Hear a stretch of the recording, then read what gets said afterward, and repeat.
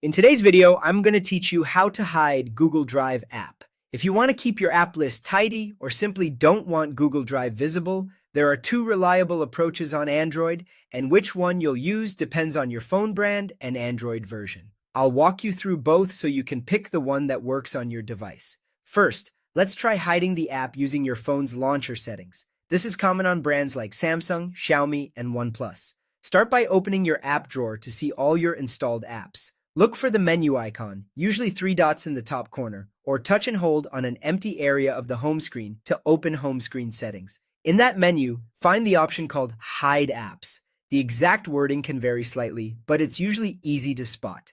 Once you're in, scroll through the list, select Google Drive, and then confirm by tapping Done or Apply.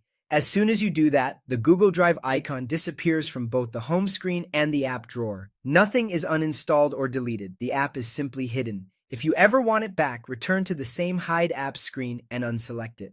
If your phone doesn't offer a Hide Apps option, the second method is to disable Google Drive from the system settings. Open Settings, go to Apps, and then locate Google Drive in the list. If you don't see it immediately, use the search bar inside Settings to find it faster. Open the Google Drive app info page and look for Disable or Archive. Tap that and confirm if prompted. This removes the app from your app drawer and prevents it from running until you enable it again.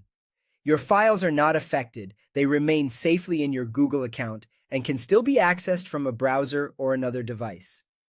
When you need the app again, return to the same app info screen and tap Enable. A quick note, on some phones, you might only see Force Stop instead of Disable. Force Stop just closes the app temporarily and does not hide it or remove it from your app drawer. If that's the case, you'll need to rely on the launcher's Hide Apps feature if your phone supports it. That's it. Use the launcher method if it's available, or disable the app from settings if it's not. Either way, your data stays intact and you can bring the app back whenever you need it.